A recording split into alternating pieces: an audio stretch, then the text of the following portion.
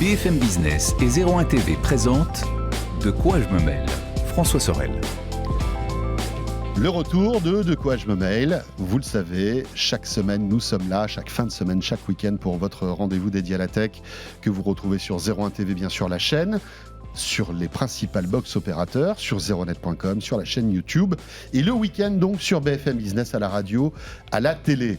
Y aura-t-il des produits électroniques au pied du sapin pour Noël, et notamment des PC ? Vous savez, ça risque d'être un petit peu compliqué avec cette pénurie mondiale de semi-conducteurs, ces petits composants qui font que on peut avoir des smartphones, des tablettes, des PC, des voitures aussi, puisqu'on le voit, même l'industrie automobile est fortement impactée par cette pénurie de semi-conducteurs.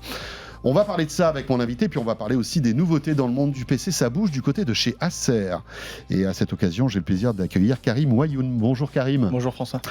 Directeur marketing et communication chez Acer France. Alors Karim, vous êtes là parce que justement Acer vient d'annoncer un événement assez intéressant qui s'appelle tout simplement Next Acer, voilà, pour cette année 2021, avec pas mal de nouveautés. Vous allez voir des nouveautés assez intéressantes du côté de l'écologie, du recyclage aussi, et puis même une innovation en matière de 3D. On va en parler dans quelques instants, mais auparavant, l'actualité, c'est évidemment cette pénurie de semi-conducteurs. Et quand même, je ne pouvais pas ne pas vous poser cette question. Comment va se dérouler cette fin d'année sur ce marché du PC ? À la fois chez Acer, rappelons que vous êtes ou 3e ou 5e plus gros vendeur de PC dans le monde, tout dépend des classements. Donc vous êtes un acteur majeur dans ce domaine-là. Comment ça s'annonce cette fin d'année 2021 ? Alors, elle s'annonce toujours aussi tendue, même si on a pu aujourd'hui être en capacité de produire plus de machines qu'à un moment, puisque la demande avait explosé et tous les constructeurs s'étaient retrouvés dans une certaine difficulté à avoir des semi-conducteurs, mais aussi des processeurs, des cartes graphiques. Donc aujourd'hui, ça va mieux. La grosse difficulté, elle va notamment venir du côté du transport. Nous, de notre côté, nous avons pu justement étaler les productions pour pouvoir livrer petit à petit. Mais là où on va avoir des grosses difficultés sur la fin d'année, ça va être à l'approche de Noël, parce qu'il y a aussi les jouets pour Noël ou d'autres industries aussi qui ont besoin de livrer des produits. Donc aujourd'hui, la grosse difficulté va être au niveau du transport. C'est-à-dire que vous avez pas de problème pour fabriquer les machines. Enfin, vous en avez, j'imagine. Toujours un peu. Du coup, mais vous avez bien anticipé tout ça, ce qui fait que Exactement. Voilà. En fait, on a focalisé sur certains produits qui étaient les plus demandés pour justement être capable de les livrer dans les temps. Donc il y a moins de modèles, il y a moins de choix cette année ? Exactement, il y a des choix qui ont été faits sur des modèles un peu entrée de gamme. On a focalisé sur des produits qui justement apportaient plus de techno. Donc on a vraiment pu remplacer, on va dire, les produits qui sont manquants par d'autres. Donc de ce côté-là, c'est un peu la gymnastique qu'on a pu faire avec les usines de production et aussi les équipes d'ingénieurs. Mais à côté de ça, la grosse difficulté maintenant, ça va être de rapatrier toutes ces machines. Où sont fabriquées ces machines ? Parce que, alors, Acer est une boîte taïwanaise, oui. Mais vous fabriquez en Chine ? En Chine. Exactement. Après, certains composants viennent du Japon, d'autres viennent de Corée. En fait, plusieurs fabricants de produits vont fabriquer les produits dans plusieurs pays différents, mais ils sont ensuite assemblés en Chine. Quels sont les composants les plus rares aujourd'hui ? Aujourd'hui, c'est le semi-conducteur qui est le plus difficile à avoir. Donc c'est quoi ? C'est les processeurs ? Les processeurs, c'est tout ce qui va composer le processeur. Donc on en a aussi sur la partie processeur de calcul, le CPU, mais aussi sur le GPU. Il y a quelques mois encore, c'était la RAM et les écrans. Aujourd'hui, ça va un peu mieux tout de même là-dessus. Et puis, ça vient aussi du fait qu'il y a la concurrence avec l'automobile qui utilise des écrans maintenant. Il y a de plus en plus d'industries qui utilisent vos composants, en fait, c'est ça ? Quasiment toutes. Même quand on regarde les robots ménagers, par exemple, on a des écrans, on a des semi-conducteurs. Donc aujourd'hui, il y a très très peu de marchés qui n'utilisent pas d'écran ou de semi-conducteurs, ce qui fait qu'il y a une vraie tension au niveau mondial. Jusqu'à quand cette tension, à votre avis ? Nous, on estime qu'elle va perdurer encore 6 à 8 mois. Très bien. Donc voilà, ça c'était important de faire un point sur ce marché. Si je dois acheter un PC, c'est maintenant qu'il faut que je l'achète ou est-ce que je peux attendre encore un petit peu ? Il vaut mieux s'y prendre dès maintenant, même si nous nous sommes arrangés pour être capables de livrer de la marchandise tout au long du trimestre et du début de l'année prochaine. Mais plus on s'y prend tôt et mieux c'est, pour être honnête. D'accord. PC gaming, PC traditionnel, etc. PC créatif, il y aura toutes les machines. Oui, il y aura tout. Sans problème. Oui. D'accord. Karim, pas mal de nouveautés donc annoncées lors de cet event qui s'est déroulé cette semaine d'ailleurs, qui est un rendez-vous que vous faites tous les ans. C'est vrai que le marché du PC évolue. souvent sur le soft avec des itérations de Windows. Là, Exactement. on est en Windows plein dans 11. l'actualité avec Windows 11 qui vient d'arriver, qui équipe vos nouvelles machines, etc. Mais c'est vrai que au-delà du pliant, du tactile, etc., du transformable. Enfin voilà, il y a plus trop d'innovation dans le monde du PC. Ouais. Malgré tout, vous avez quelques aspérités. C'est assez intéressant. C'est pour ça que vous êtes là aujourd'hui, parce qu'il y a deux choses qui sont intéressantes. Il y a cette montée en puissance vers le recyclage et l'écologie. Exactement. On va en parler dans un instant. Et puis aussi une machine que vous avez apportée sur ce plateau qui est assez innovante. On va en parler dans un instant parce qu'elle affiche en 3D un peu comme des hologrammes. Exactement. C'est assez intéressant. On va la mettre de côté pour en parler dans une minute. Mais pour débuter, cette volonté d'être sur le recyclage, aujourd'hui, c'est indispensable pour un constructeur informatique d'être sur ce on sait segment. on sait que les industries high-tech sont des industries polluantes. Et malheureusement, aujourd'hui, on est incapable de se passer d'ordinateur, de téléphone ou autre. Donc, le choix que nous avons fait, c'est vraiment de nous engager à avoir une empreinte carbone d'ici 2035 et qui soit de 0. Et pour cela, on a changé notre manière de travailler, notre manière de designer les ordinateurs, mais aussi dans le transport, on a changé les boîtes qui sont beaucoup plus petites pour en acheminer plus, sans utiliser plus de bateaux, plus d'avions. Mais surtout dans le design du produit, on a créé l'Aspire Vero, qui est un modèle qui utilise 30% de plastique recyclé sur le châssis. Ça, c'est une première. C'est une Il y première. a d'autres constructeurs qui se sont engagés sur ce matériau recyclable. À ce niveau-là, non. Non, à ce niveau-là, parce qu'on a pu justement... Alors, souvent la question qui revient, c'est pourquoi 30% et pas plus ? C'est aujourd'hui le meilleur alliage que l'on a trouvé pour garantir la rigidité du produit, qu'il soit de la même qualité que tous les produits du marché. Donc pour le moment, c'est 30%. À l'avenir, ce sera sûrement plus. Les touches du clavier, par exemple, sont le PCR représente 50% du plastique qui est utilisé. L'écran est recyclable à 99%. On n'utilise pas de vernis dessus. Le carton est en carton recyclé. On utilise une encre de soja pour écrire. Donc vraiment, on a poussé le concept à l'extrême. Et le produit, lorsqu'on l'a en main, on se rend tout de suite compte que c'est un produit qui utilise du plastique recyclé, sans que ce soit quelque chose de cheap, puisqu'il est équipé des dernières générations de processeurs. Processeur Intel de 11e génération, 16 Go de RAM, enfin vraiment, c'est une Donc machine... pas d'impact sur la puissance, la productivité, etc. On n'est pas sur des machines de gamers, on est d'accord. Non, c'est une machine bureautique ou le PC familial. C'est vraiment, pour les étudiants, c'est vraiment la machine que l'on peut utiliser partout, tous les jours. C'est intéressant parce que vous parlez des étudiants, les jeunes sont de plus en plus sensibles à ce message-là. Oui. C'est eux que vous visez en premier avec ce type de... Entre autres. Mais oui, complètement. Et on nous a aussi souvent posé la question du choix de ne pas forcément vernir l'aspect qui soit un petit peu plus brut. Mais c'est aussi une revendication des utilisateurs de montrer qu'un produit est éco-responsable. Et ça va dans la logique de ce que l'on fait tous, en fait, aujourd'hui, d'acheter en vrac, de créer ses propres cosmétiques à la maison, etc. Donc, voilà, on a voulu pousser le concept au maximum. Et du coup, la gamme Vero, puisque c'est une gamme maintenant, elle va vraiment grandir, puisqu'on le pousse maintenant sur les claviers, les souris, tapis de souris.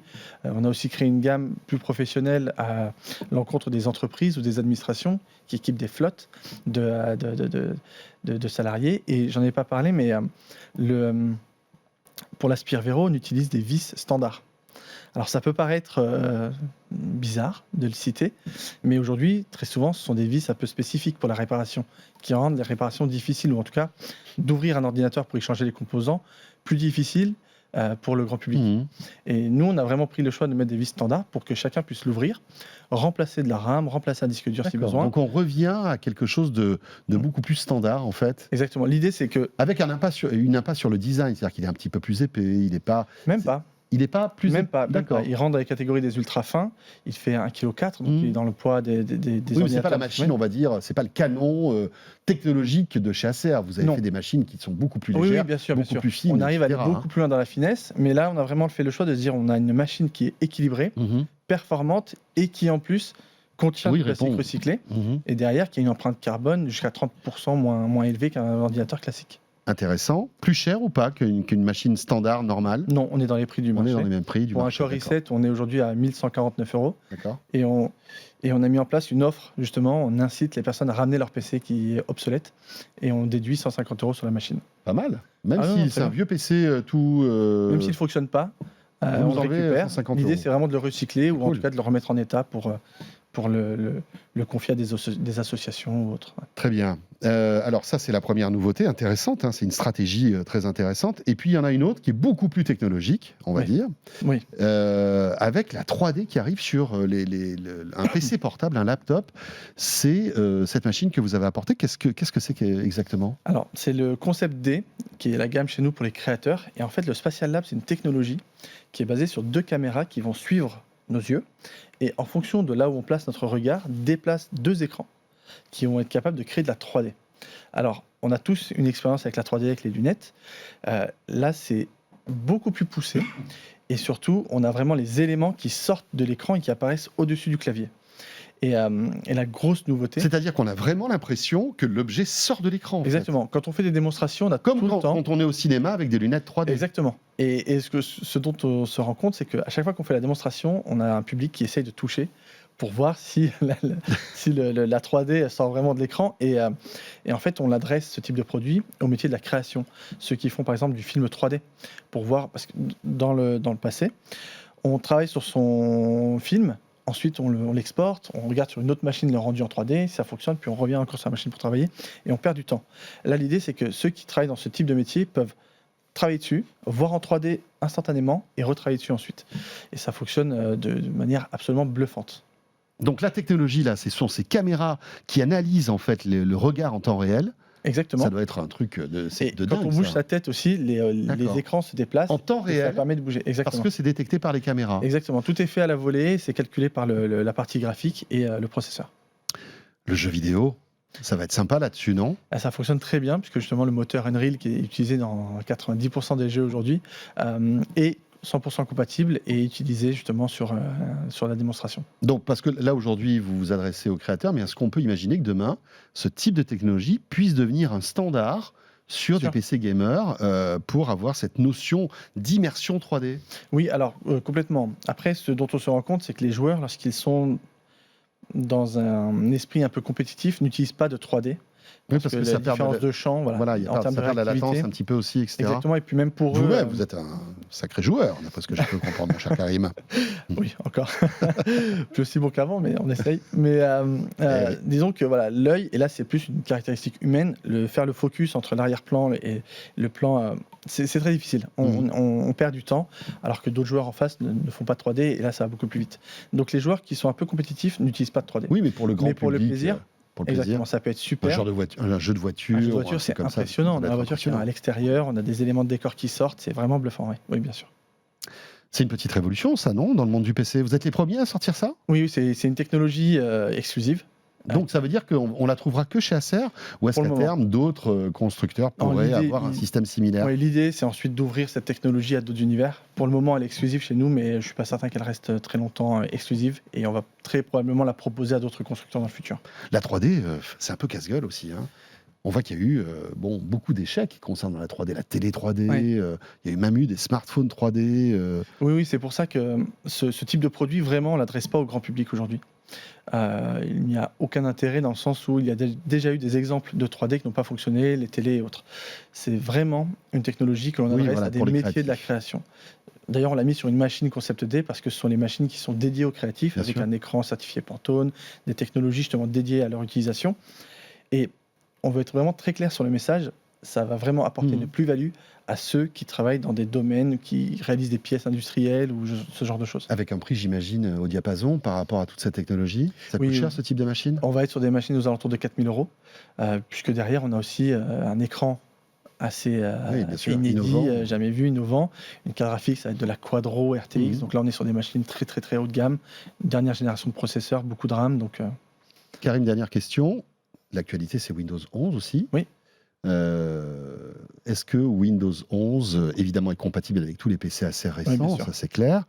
En quelques mots, comment vous définiriez cette nouvelle version de Windows 11 par rapport à 10? Alors, c'est une version plus moderne dans son look et plus connectée aussi. Vraiment, c'est tous les éléments qui ont été ajoutés dessus permettent d'avoir une meilleure connectivité aussi avec ses proches, notamment avec l'intégration de la messagerie maintenant instantanée avec tous les utilisateurs Windows, ce qui est assez impressionnant. Et il y a aussi toute une partie de gaming qui a aussi été améliorée avec DirectX 12. Donc c'est vraiment un beau refresh, visuellement, c'est très beau. Et la connectivité, c'est vraiment un élément important de Windows 11. Voilà, et un nouveau design, hein, donc attention, ça change pas mal de choses. Hein, et Windows 11 qui est disponible en mise à jour. Vous pouvez mettre à jour votre C'est ça, PC. depuis le 5 octobre. Ouais. Voilà. Merci beaucoup Karim pour toutes ces précisions. Voilà, une nouveauté intéressante de la part d'Acer, donc constructeur évidemment, leader en tout cas très important dans le monde du PC. Merci beaucoup Karim Wayoun, directeur marketing et communication chez Acer. De quoi je me mêle est terminé. Merci de nous avoir suivis. N'hésitez pas à réagir. Le hashtag DQJMM, la page Facebook qui vous attend. Et puis j'aurai le plaisir bien sûr de vous retrouver dès la semaine prochaine. Et puis tous les soirs aussi, je vous le rappelle, sur BFM Business pour Tech & Co entre 20h et 22h. Si vous aimez la tech, n'hésitez pas à découvrir ce nouveau rendez-vous. Et dites tout surtout ce que vous en pensez. À très vite et bon week-end à vous toutes et à vous tous.